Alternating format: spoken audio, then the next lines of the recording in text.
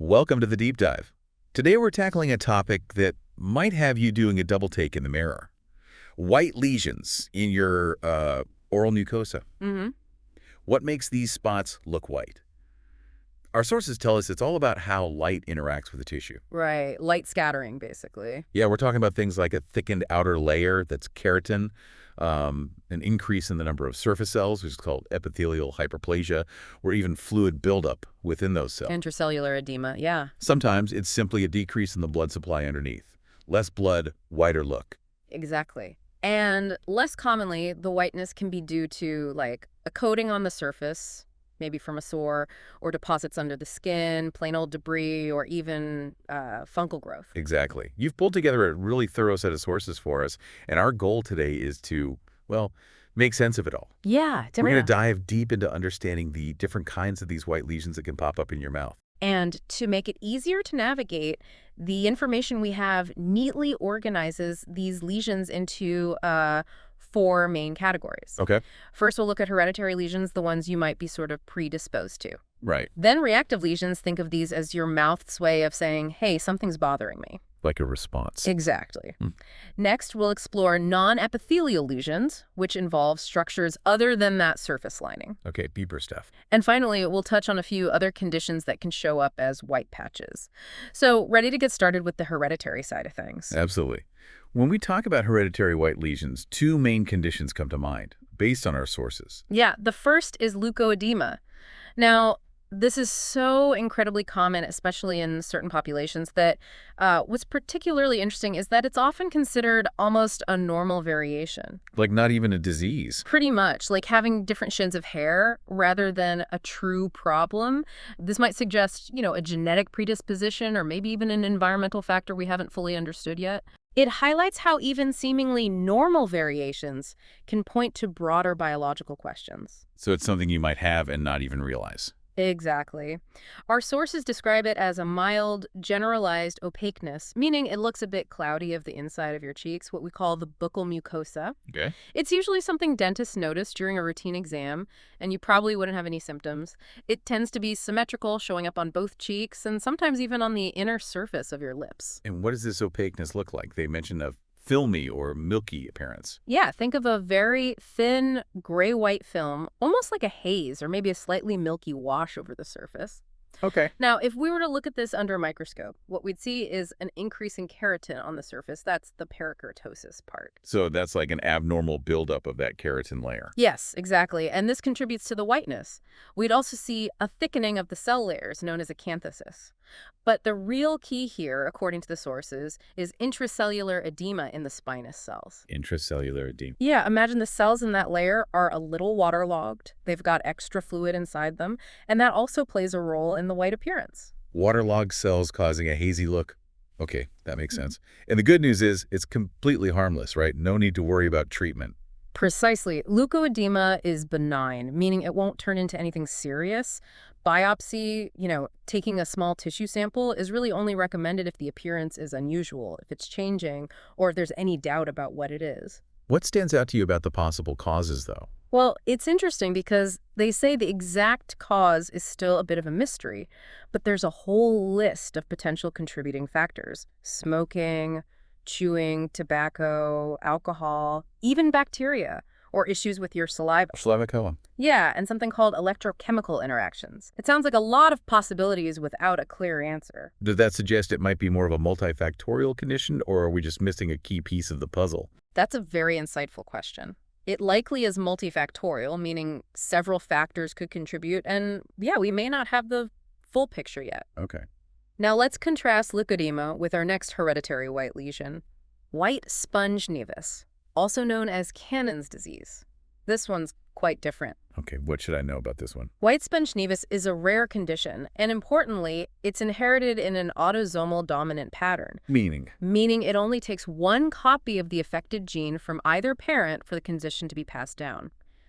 The genetic culprits here are mutations in the genes that tell your body how to make keratin 4 and/or 13.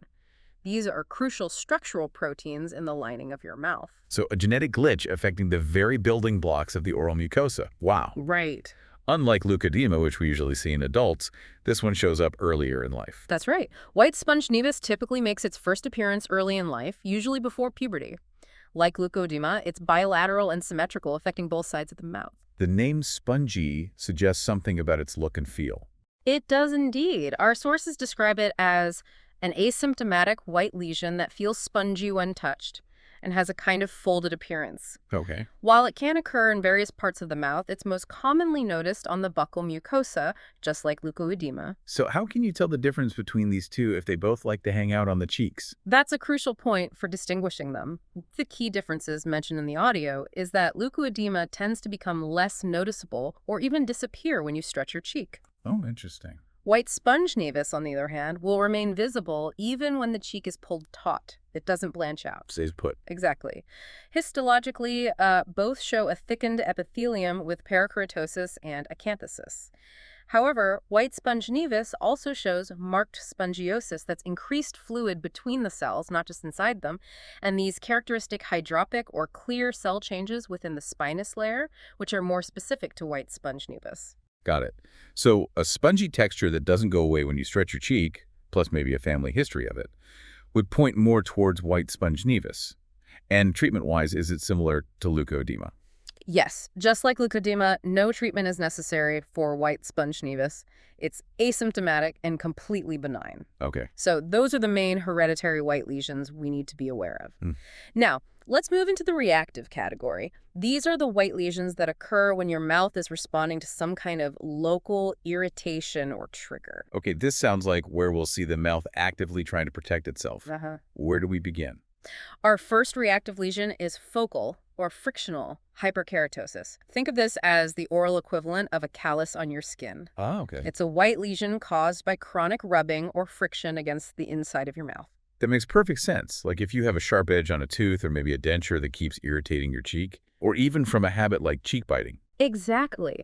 Our sources list common locations such as the lips, the sides of the tongue, the buccal mucosa along the occlusal line where your top and bottom teeth meet, and even the gums in areas where teeth are missing, those edentulous ridges. Right. Habits like cheek and lip chewing can also lead to this opacification, this whitening of the affected area. And when you look at it under a microscope, is it just a thickening of that outer keratin layer we talked about earlier? Pretty much, yeah. So like the skin on your foot getting thicker where your shoe rubs? Yes, that's a perfect analogy. Histologically, you'll primarily see hyperkeratosis, that thickening of the keratin layer, and you might find just a few inflammatory cells in the underlying connective tissue. Not much else going on, usually. Okay. The most important part of diagnosing this is getting a good history from you, the patient. Right. We'd want to know about any habits like cheek biting, or if you have any rough teeth or ill-fitting dentures. So it's a bit like being a detective, trying to track down the source of the irritation? Precisely. The expectation is that if you can stop the habit or fix the irritating factor, the lesion should resolve or at least significantly improve over time. Wow. That resolution helps confirm the diagnosis. If it doesn't go away, or if we're not sure what's causing it, then a biopsy would be the next step to rule out anything more concerning. Okay, makes sense. Eliminate the cause and the lesion should go away. What's next on the reactive list? Next, we have snuff pouch, or smokeless tobacco keratosis. As the name implies, this is the oral mucosa's reaction to direct and prolonged contact with smokeless tobacco products. Right. The tissue becomes inflamed, and as a protective response, it develops this keratosis, this thickening of the surface layer. And our sources mentioned something about altered cell signaling in these areas. That sounds a bit worrying. Yes, at a cellular level, researchers have observed changes in how cells communicate in these regions due to the tobacco exposure. While the risk of these changes leading to dysplasia, that's abnormal cell growth that could potentially become cancerous, is considered low, it's still a serious concern, not zero risk. Where do these usually appear in the mouth? The most common location is in the mucobuccal fold of the mandible. That's the area where your lower cheek meets your gums, typically in the front or back tooth region, wherever the person tends to place the tobacco. Makes sense. Clinically, it often starts as a granular, somewhat rough to wrinkled white patch. With long-term use, it can become quite thick and develop deep folds. Usually it's painless, so the person might not even notice it initially. And histologically, we're seeing that parakeratosis again, right? That surface thickening. Exactly. You'll see slight to moderate parakeratosis on the surface. There might also be some swelling within the cells of the epithelium, some edema, and a mild chronic inflammatory response in the connective tissue underneath. Okay. And as we discussed, epithelial dysplasia can occur, especially with prolonged tobacco use. So the clear message here is to stop using smokeless tobacco. If someone does stop, what happens to the lesion? Does it go away? Our sources indicate that some lesions will disappear within a few weeks or months after cessation. Oh, good. However, if a lesion persists even after stopping tobacco use, a biopsy is strongly recommended due to that small but real risk of transformation into verrucous carcinoma or squamous cell carcinoma. Okay. Given that low risk, what are the key indicators that would make you more concerned and prompt a biopsy, even if the person stops using tobacco? Well, things like persistent thickness, any ulceration within the white patch, or any areas that feel particularly firm or hard to the touch, those would definitely raise suspicion and warrant a biopsy. Okay, another strong link between a habit and a potentially problematic white lesion. What's next on our reactive list? Next up is nicotine stomatitis. Now, this is another tobacco-related keratosis, but it's more strongly associated with pipe and cigar smoking, and the intensity of the smoking habit seems to correlate with the severity of the condition. This one has a pretty unique clinical picture, right? Red dots surrounded by white rings. That mental image really helps understand what's going on there. You've got it. It's quite striking. The palate, the roof of your mouth, initially responds to the heat and chemicals with redness. But then, as a protective mechanism, it develops keratinization, turning white. Okay. What's fascinating here is the appearance of those red dots with the white rings around them. Those red dots are actually the inflamed openings of the minor salivary gland ducts. Oh. They remain red because the tissue lining these ducts can't undergo the same keratinization as the surrounding palatal tissue. Wow, that's a really clever way the body reacts. So it protects the main surface, but leaves the duct openings red. Yeah, it's quite specific. And histologically, what's happening there? We see the epithelial hyperplasia and hyperkeratosis again on the surface. The minor salivary glands themselves show inflammation, and sometimes the ducts can even undergo squamous metaplasia. Metaplasia. Basically, one type of cell in the salivary gland duct is changing into a different, more squamous-like cell, likely as a response to the chronic irritation. Okay.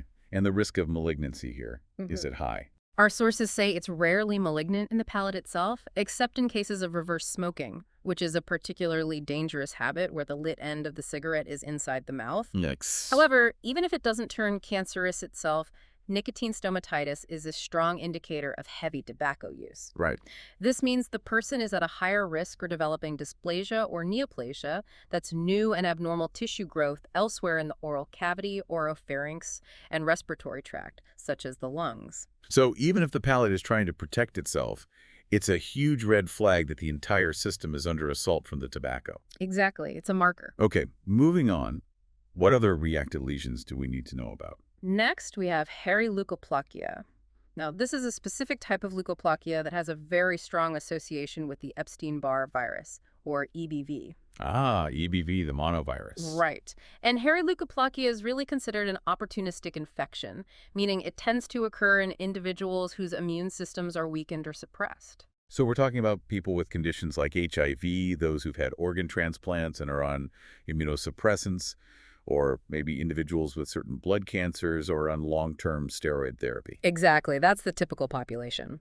Clinically, hairy leukoplakia appears as a well-defined white lesion, most frequently on the sides of the tongue. It can be on one side or both. Why does the tongue? Okay. It can look flat, like a plaque, or it can have a more raised, corrugated, or even hair-like surface, which is how it gets its name. Hairy. Yeah. While the sides of the tongue are the most common spot, it can rarely occur on other surfaces within the mouth. And the presence of EBV is confirmed when you look at it under a microscope or with tests. Yes, specific laboratory tests and staining techniques can detect the presence of EBV within the cells of the lesion. So when you see a lesion that looks like this, what are the key considerations for how to manage it? Well, our sources emphasize that management really hinges on the person's overall immune status. That's key. So if someone presents with this and their medical history isn't known, A biopsy is essential, and you should also consider the possibility of underlying immunosuppression, such as HIV, and potentially recommend testing. Right. It could be the first sign. It could be. However, if you already know the patient is immunocompromised, for example, someone with a confirmed HIV diagnosis, then treating the underlying condition, often with antiviral medications that target HIV, usually leads to the resolution of the hairy leukoplakia.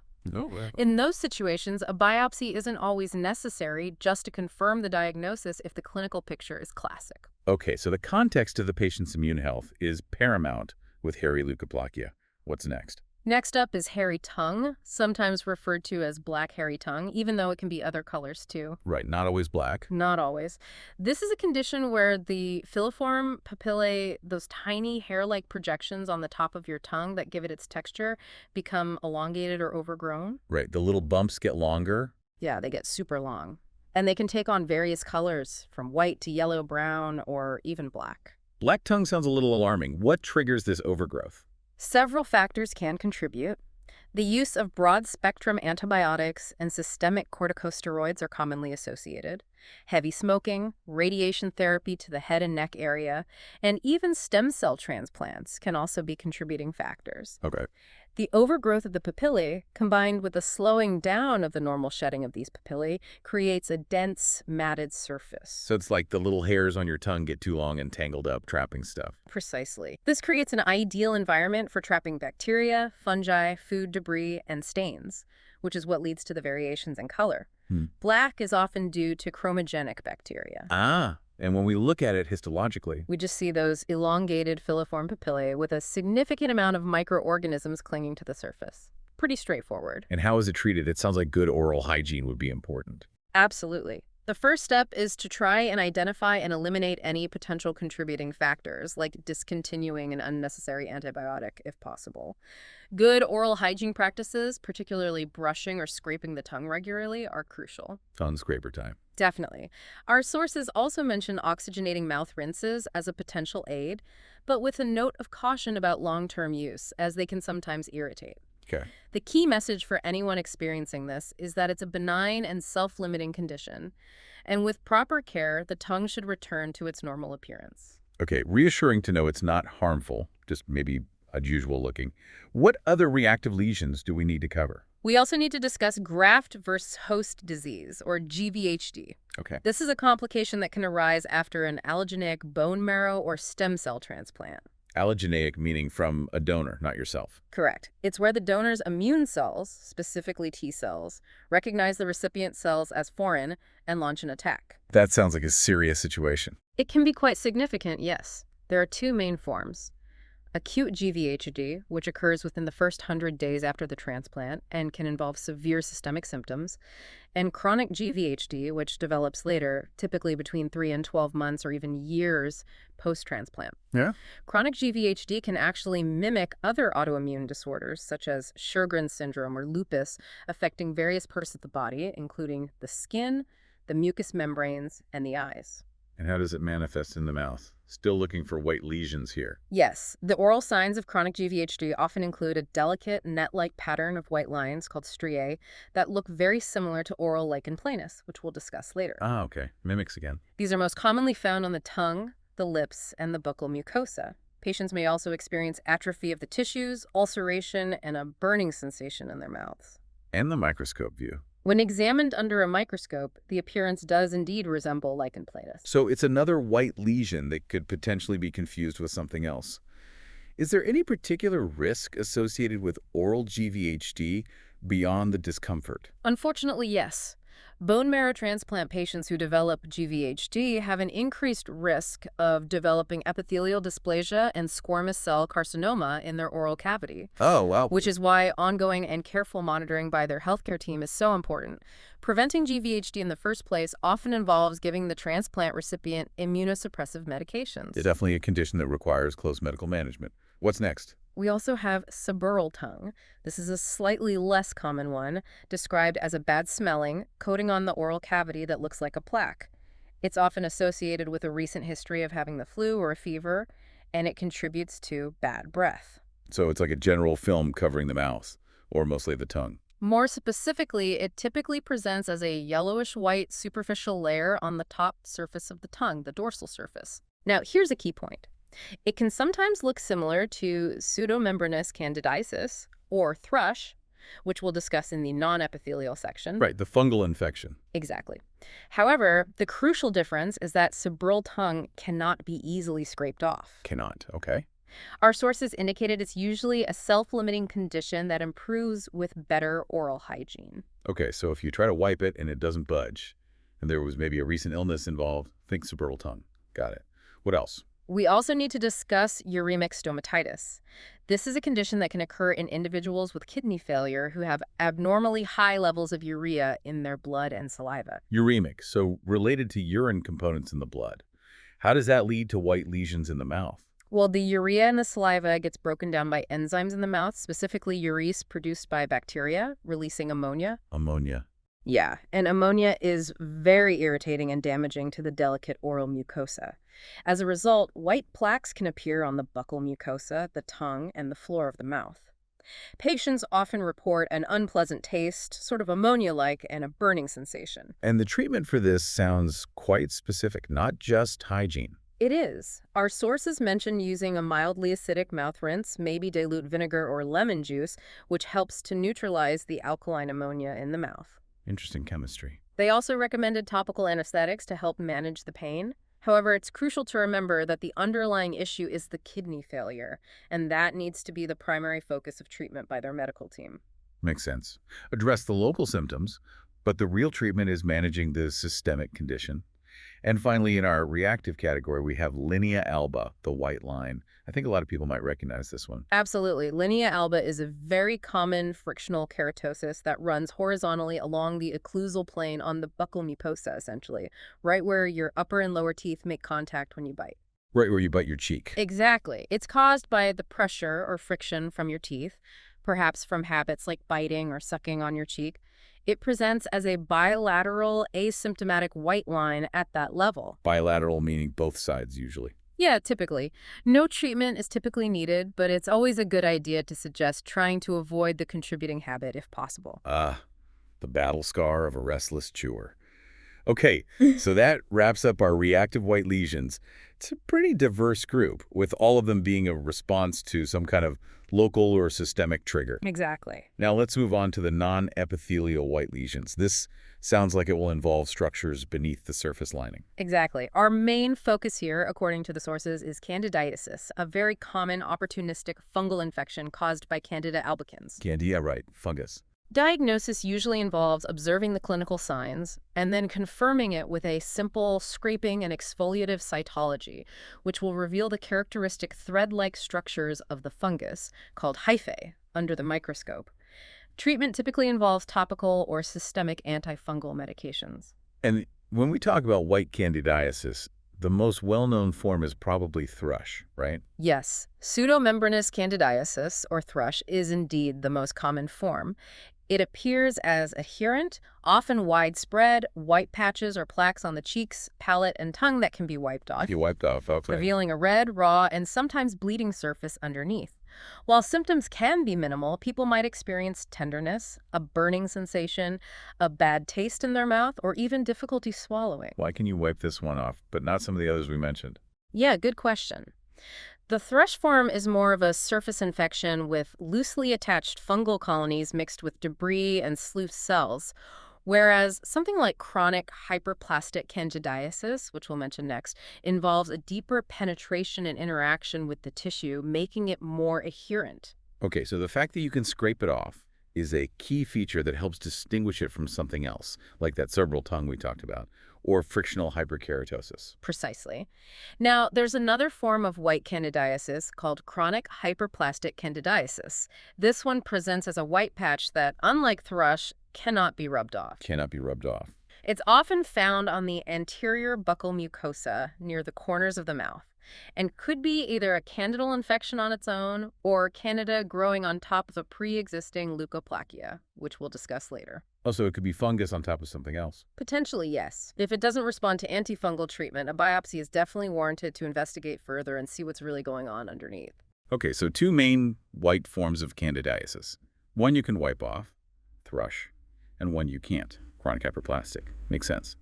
What other non-epithelial white lesions do we have? We also need to talk about mucosal burns. Now, most burns from, say, hot pizza or coffee tend to be red and inflamed, what we call erythematous. Yeah, definitely felt that burn. Right. However, chemical burns, for example, from placing an aspirin directly on the mucosa, which is definitely not something anyone should do, can actually cause a white lesion. White from a burn. That does seem a bit unexpected. I'd expect red too. It does, but what happens with a chemical burn is a process called surface coagulative necrosis. The chemical essentially damages the proteins in the surface tissue, causing them to solidify and form a white slough or membrane. Like cooking an egg white. Kind of like that, yeah. This layer can then peel off, leaving behind a painful, raw area. Treatment involves keeping the mouth clean with gentle rinses, like a mild saline or sodium bicarbonate solution, and using systemic pain relievers if needed. Definitely avoid alcohol-based mouthwashes as they can be really irritating. Okay, so chemical burns can paradoxically look white due to that surface damage. Good to know. What else falls into this non-epithelial category? We also have submucous fibrosis. This is a really significant one, strongly linked to the habit of chewing areca, or betel nut. Betel nut, right. Yeah. Common in some parts of the world. Very. Interestingly, the underlying mechanism isn't an overproduction of collagen, as you might typically think with fibrosis, but rather a disruption in the normal breakdown of collagen by cells called fibroblasts. So it's not making too much, it's just not breaking down the old stuff. Exactly. The areca nut contains compounds that seem to interfere with the normal enzymes responsible for breaking down collagen, leading to this progressive stiffening of the tissues. This disruption of the delicate balance of tissue remodeling is a key factor in its development. Wow. It's also been associated with chronic consumption of chili, as well as deficiencies in iron and B vitamins, which can increase the sensitivity of the mucosa to irritants. And how does this show up clinically? Does it start white? It starts as whitish-yellow changes in the mucosa, with a chronic and gradual progression. Over time, the affected mucosa, particularly in the soft palate and cheeks, loses its normal flexibility and elasticity. Stiffens up. Yeah, because the body isn't effectively breaking down collagen, it builds up excessively in the deeper layers of the mucosa, making the tissue stiff, less elastic, and ultimately harder to open the mouth. This can lead to significant trismus difficulty opening the mouth and problems with eating. That sounds really debilitating. It can be. Histologically, you'll see a thinning or atrophy of the epithelium and that dense fibrosis in the submucosa, often with a reduced blood supply. Importantly, abnormal cell growth or dysplasia can occasionally be present. This sounds like a very serious condition with significant consequences. What's the treatment and what's the outlook for someone with this? The first and most critical step is to stop the areca nut chewing habit completely. Medical interventions, such as steroid injections into the affected areas and surgery to release the fibrous bands, have limited success, as the condition is largely irreversible in its later stages. Irreversible. Wow. And what makes this particularly concerning is its premalignant nature. A significant number of these patients, our sources indicate up to 1/3, can eventually develop squamous cell carcinoma. 1/3. That's incredibly high. It really underscores the importance of avoiding this habit. Wow, that's a powerful warning against areca nut use. Okay, what's next in our non-epithelial list? Next, we have Fordyce's granules. These are a very common finding, and they're actually ectopic sebaceous glands. Ectopic meaning? Normal tissue in an abnormal location. So normal sebaceous glands that are present inside the mouth where you wouldn't typically expect them. Think of them as a normal developmental variation, like having a mole. So like having the oil glands you'd normally find in your skin show up inside your mouth. Exactly. The most common sites are the buccal mucosa, the inside of your cheeks, and the vermilion border of the upper lip. They're usually symmetrical, appearing on both sides, and they tend to become more noticeable after puberty, often peaking in individuals in their 20s and 30s. And what do they look like? They appear as small, asymptomatic, white to yellowish spots, almost like tiny grains of rice sometimes, and are often discovered incidentally during a dental exam. No treatment is necessary as they are simply normal glands in an unexpected spot and don't cause any problems. Okay, so if you spot tiny yellowish dots on the inside of your cheeks, it's likely just Fordyce's granules and nothing to be concerned about. few. What else falls under non-epithelial lesions? We also have gingival cysts, which occur in adults, and what are called Bond's nodules in infants. And then Hmm. there are Epstein's pearls, which are similar small cysts found in the midline of the palate in newborns. All of these are thought to arise from remnants of the dental lamina, which is the tissue involved in the development of teeth. So there's like developmental leftovers from when teeth were forming. Pretty much, yeah. Little trapped bits of tissue. How do these differ between adults and infants? In adults, gingival cysts appear as small, often painless swellings on the attached gingiva, the gum tissue that's tightly bound to the bone, often in the area between teeth, the interdental papilla. They're less common on the tongue side and are most frequently found in the lower premolar and bicuspid region. Interestingly, they can sometimes resemble lateral periodontal cysts radiographically, which occur within the jawbone. So you might need an X-ray. Sometimes, yeah. In adults, surgical removal is usually the recommended treatment due to the possibility of them recurring. Okay. And the infant ones? Bond's nodules and Epstein's pearls. In infants, Bond's nodules appear as small off-white bumps on the alveolar ridges, the gums where teeth will eventually erupt, while Epstein's pearls are found in the midline of the palate. The good news is that both Bond's nodules and Epstein's pearls in infants usually resolve on their own without any treatment needed. They just disappear. Okay, so cysts on the gums can be a normal finding in newborns, but might require attention in adults. Got it.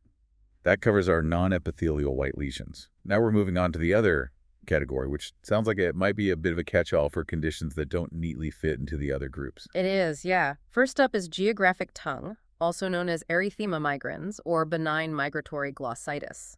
Lots of names. Indeed. It's a condition with an unknown cause, but it's strongly associated with having a fissured tongue, grooves on the tongue surface, and, interestingly, seems to occur less frequently in smokers. Less in smokers. Huh. Yeah. Emotional stress might also play a role in triggering flare-ups in some individuals. Geographic tongue, I've definitely heard of that. It was the one where it looks like there are little map-like patches on your tongue that change over time, right? Exactly. The classic appearance is irregular, smooth red patches where some of the tiny projections called filiform papillae have been lost, surrounded by raised white or yellowish borders. Like continents and oceans on your tongue? Kind of. The surface in those red patches looks smooth and somewhat shiny. What's characteristic is that the pattern on the tongue changes and moves around over time, hence the term migratory. It moves. Wow. Yeah, the map changes day to day or week to week. While most people don't experience any symptoms, some might have slight tenderness or a burning sensation, especially when eating spicy foods or drinking alcohol. And when you look at those map areas under a microscope, what's going on? In the red areas, the filiform papillae are indeed atrophic, meaning they've thinned out or been lost. At the white borders, you'll see hyperkeratosis, that thickening of the keratin layer. Underneath the surface, there's some inflammation with the presence of neutrophils and lymphocytes, which are types of immune cells. Okay. How's it diagnosed? It's usually diagnosed based on its distinctive clinical appearance and that history of the pattern changing. The main thing is to differentiate it from candidiasis, as antifungal medications won't be effective for geographic tongue. Right. Different cause. Treatment is generally not needed as it's a benign and self-limiting condition. But if someone is experiencing discomfort, topical corticosteroids can sometimes provide relief. The most important thing is to reassure the person that it's a harmless condition. Okay, so those tongue maps are typically benign, just occasionally a bit sensitive. Yeah. What's next in our other category? Next is lichen planus. This is a chronic condition affecting the skin and mucous membranes, and its cause is currently unknown. It's more commonly seen in middle-aged women. Okay. In the mouth, it often presents as white lesions on both sides, bilaterally, and sometimes there can be associated areas of redness and ulceration. While the exact cause is unclear, it's believed that activated CD8 plus T lymphocytes, which are a type of immune cell, play a significant role in the process, attacking the basal cells of the epithelium, although it's not definitively classified as an autoimmune disease in all sources. Immune system involved, but maybe not classic autoimmune. Lichen planus can have different appearances in the mouth, right? I recall hearing about a lacy pattern. You're right. The most common form is the reticular form, which is characterized by a network of interlacing white lines called Wickham's striae, Wickham's striae. creating a lacy pattern, usually symmetrically on the inside of the cheeks, the buccal mucosa. This form is often asymptomatic, meaning it doesn't cause any discomfort. Okay, just looks like lace. Then there's the plaque form, which can look somewhat similar to leukoplakia, but tends to occur in multiple locations within the mouth.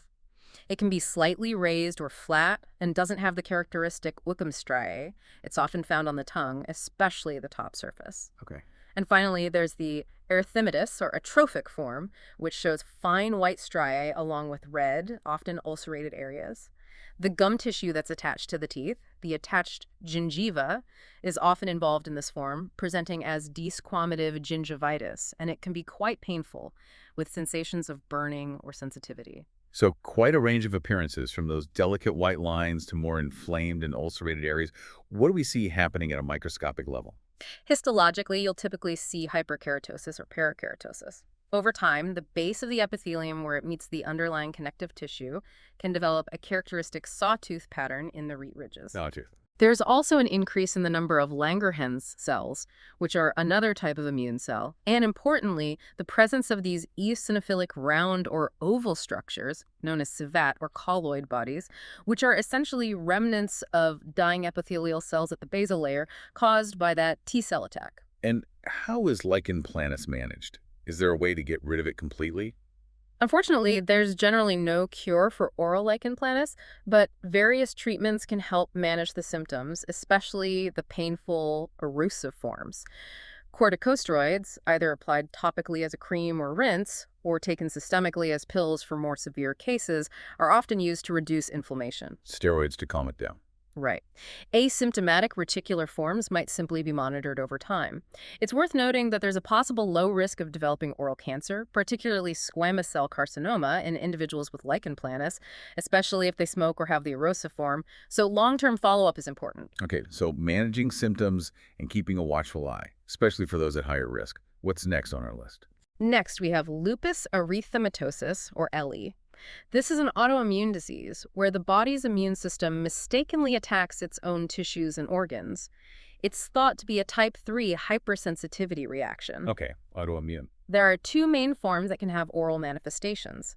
Systemic lupus erythematosus, SLE, which is more severe and can affect many parts of the body, and discoid lupus erythematosus, DLE, which primarily involves the skin and mucosa. The butterfly-shaped rash across the face is a well-known sign of SLE, right? Exactly. In SLE, the skin involvement often includes that characteristic butterfly rash across the cheeks and bridge of the nose. Oral lesions can occur in SLE and can look similar to those seen in DLE, appearing on the lips, cheeks, gums, and palate, sometimes resembling lichen planus, but often less symmetrical. Okay. However, SLE is more widespread, with patients often experiencing systemic symptoms like fever, weight loss, and fatigue, and it can affect major organs such as the joints, kidneys, heart, and lungs. And DLE? DLE is generally less severe and mainly affects the skin, with those disc-shaped red plaques that often have a raised, scaly border and sometimes central scarring. Oral lesions are also common in DLE, usually occurring alongside the skin lesions, and they can be red or ulcerative with delicate white lines or striae radiating outwards from the edges. Importantly, DLE typically does not involve major internal organs. So the presence of these oral lesions can be a clue for both forms of lupus.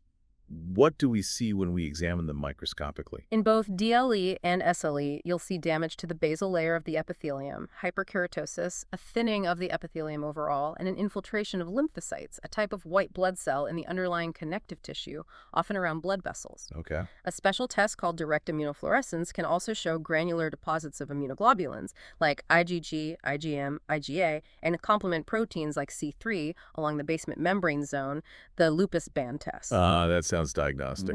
It can be very helpful, yeah.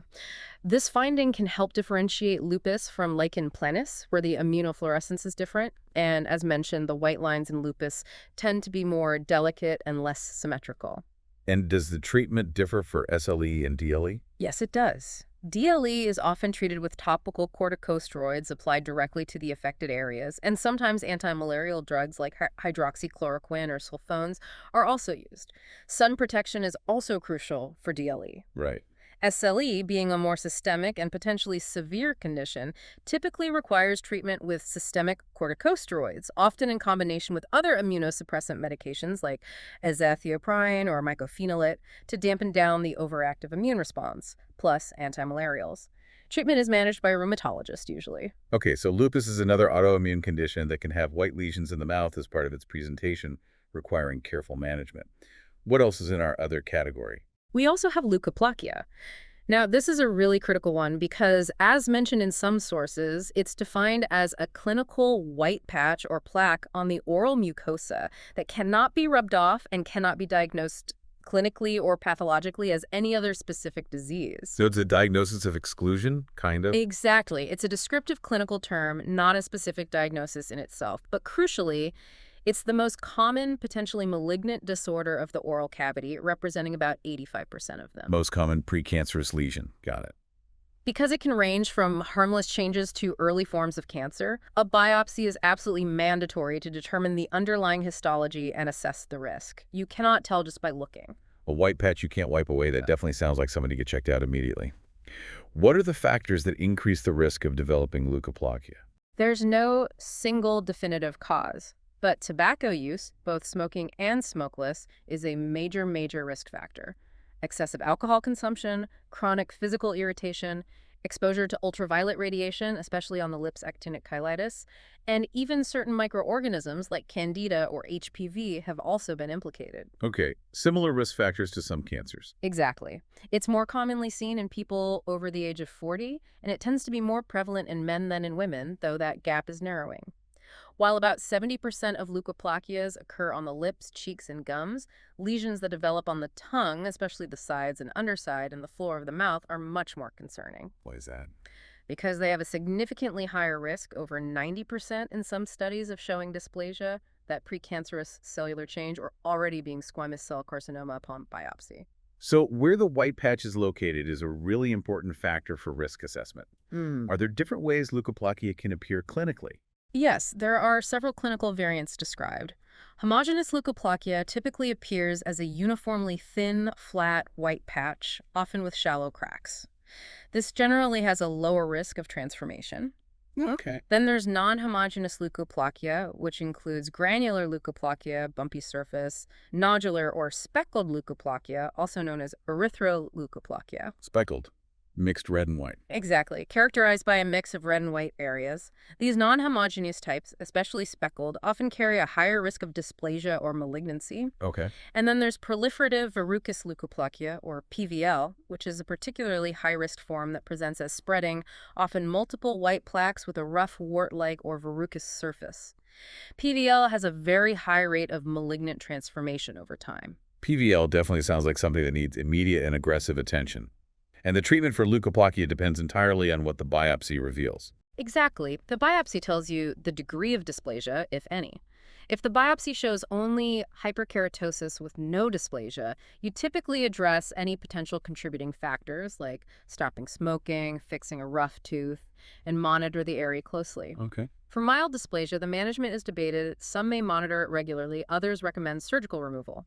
If the biopsy reveals moderate or severe dysplasia, also called carcinoma in situ, surgical excision is generally considered mandatory. Remove it before it becomes invasive cancer. Precisely. And even after removal, long-term follow-up, maybe every 3-6 months initially, and repeat biopsies of any suspicious-looking or recurrent areas are crucial, as these lesions can sometimes come back or new ones can develop, and the risk of cancer remains elevated. Okay, so leukoplakia is a serious warning sign that needs to be taken very seriously and always requires a biopsy to determine the next steps and risk. Yeah. We're nearing the end of our list. What are the last white lesions we need to discuss? Finally, we have squamous papilloma and verruca vulgaris, also known as the common wart. Papilloma and wart. Yeah. Squamous papilloma is a benign growth that often has a papillary or verruciform, sort of cauliflower-like appearance. It's caused by the human papillomavirus, or HPV, most commonly low-risk types 6 and 11. HPV again. Yes, it can occur anywhere in the mouth, but is frequently found on the palate, especially the soft palatubula area, the tongue, and the lower lip. It's usually soft, asymptomatic, grows slowly, and can be pink or white in color. Typically, it's a solitary growth. Okay. And microscopically? When examined microscopically, you'll see finger-like projections of epithelium supported by connective tissue cores. And importantly, you might see characteristic cells called koilocytes, which are epithelial cells in the upper layers that have been altered by the virus, showing a wrinkled nucleus and clear area around it. Koilocytes, the HPV sign. Treatment. Treatment for squamous papilloma is straightforward conservative surgical excision, including the base. Recurrence is uncommon. And verruca vulgaris, the common wart, can also show up inside the mouth. I usually think of those on hands. It can, although it's much more common on the skin, especially the hands. It's also caused by HPV, most often type 2, but also 4, 6, and 11 sometimes. And unlike the typical squamous papilloma, it is considered contagious, meaning it can potentially spread to other areas by autoinoculation or to other people through direct contact. Contagious, okay. In the mouth, it tends to appear on the border of the lips, vermilion, the inner surface of the lips, labial mucosa, and the front part of the tongue, anterior dorsal, as an asymptomatic papule or nodule with a rough, pebbly, or capillary surface, often white in color. They can be multiple. And histology. Coilocytes, too. Just like squamous papilloma, it also shows coilocytes under the microscope, along with features like papillomatosis and inward bending of the rete ridges at the edges. Treatment, similar excision. Treatment involves conservative surgical excision, making sure to remove the base of the lesion to try and eliminate the virus and reduce recurrence. Other treatments used on skin, like cryotherapy or laser, might also be used. Okay, so both are linked to HPV and treated with surgery, but verruca vulgaris is the one that's potentially contagious. Well, that was an incredibly comprehensive overview of white lesions in the oral mucosa. We covered a lot of ground. It was indeed. And I think the key takeaway for you, our listener, is that while many white patches in your mouth might turn out to be harmless variations like leukoedema or Fordyce's granules or temporary reactions to minor irritations like frictional hyperkeratosis. Right. Others can be indicators of infections like candidiasis, systemic conditions like lupus or GVHD, or potentially precancerous conditions like leukoplakia or submucous fibrosis. Absolutely. The most important thing is to be aware of any new or unusual changes in your mouth. Specifically, if you notice a white lesion that can't be rubbed off, seems to be growing or changing in size or texture, is causing pain or discomfort, or is located in a high-risk area like the side or underside of the tongue or the floor of the mouth, Yes. it is absolutely crucial to seek professional evaluation from your dentist or another qualified oral healthcare provider promptly. Don't wait. Exactly. Don't ignore it. This leads to an important final thought for now. Considering the wide variety of ways our oral mucosa can react and present with these white lesions, what other subtle changes might occur in our mouths? Maybe changes in color, texture, or even sensation that could be important indicators for our overall health. Good question. It's a good reminder that our oral cavity isn't isolated. It can provide valuable clues about what's going on within the rest of our body. Paying attention is key. Definitely something to keep in mind and be aware of. Thanks so much for diving deep with us today and shedding light on this really important topic. My pleasure. Hopefully it was helpful. If you have any further questions or want to explore any of these conditions in more detail, please don't hesitate to reach out. Until our next deep dive.